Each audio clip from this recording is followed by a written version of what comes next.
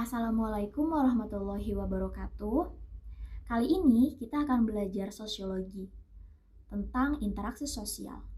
Ada yang tahu interaksi sosial itu apa? Pertama, kita akan membahas tentang pengertian interaksi sosial. Menurut Surjono Sukanto, interaksi sosial merupakan proses yang berkaitan dengan cara-cara berhubungan antar individu maupun antar kelompok untuk membuat suatu sistem hubungan sosial.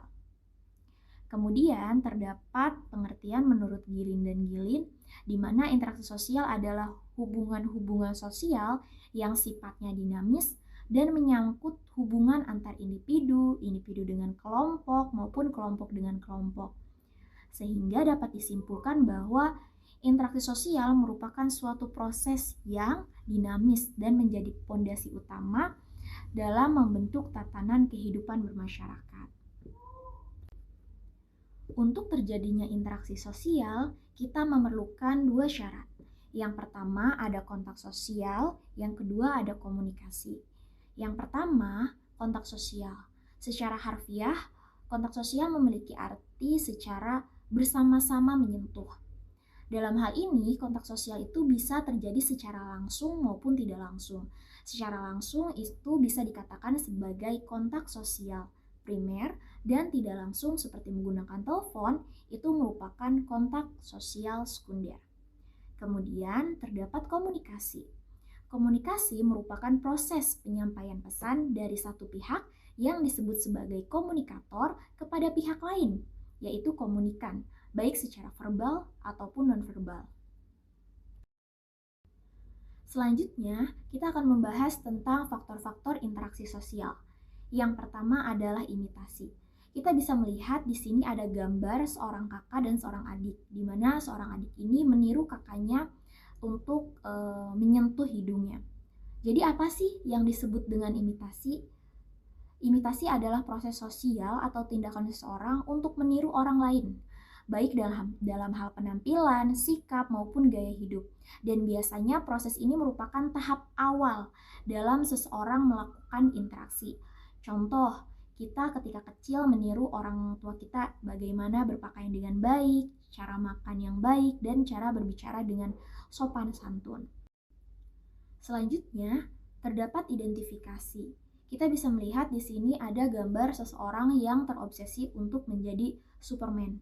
Jadi apa sih yang disebut dengan identifikasi? Identifikasi merupakan kecenderungan atau keinginan dalam diri seorang untuk menjadi identik atau sama dengan orang lain.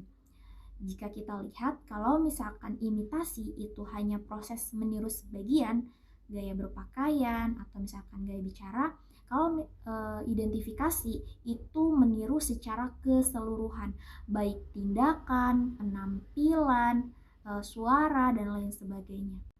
Selanjutnya terdapat sugesti.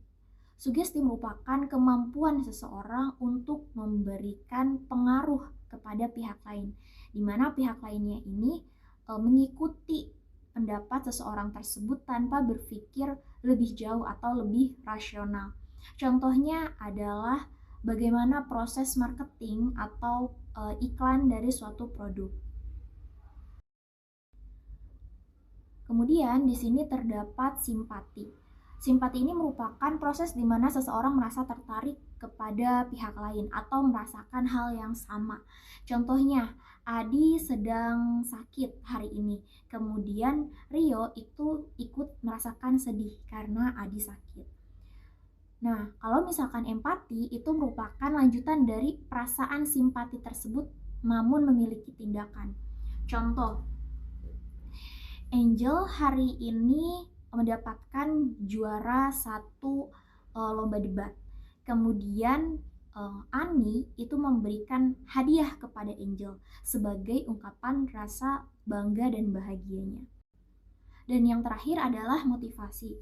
Kalau misalkan kita melihat materi sebelumnya yang berkaitan sama sugesti, sugesti itu adalah mempengaruhi seseorang sehingga seorang tersebut mengikuti perintah atau pandangan dari yang memberikan sugesti tanpa berpikir kritis atau lebih rasional lagi.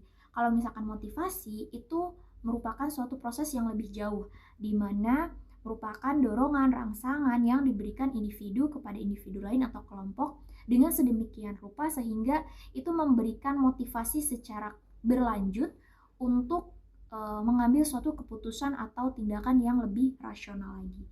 Jadi kalau misalkan motivasi ini dia tindakannya lebih kontinu. Sekian untuk materi interaksi sosial, kurang lebihnya mohon maaf. Assalamualaikum warahmatullahi wabarakatuh.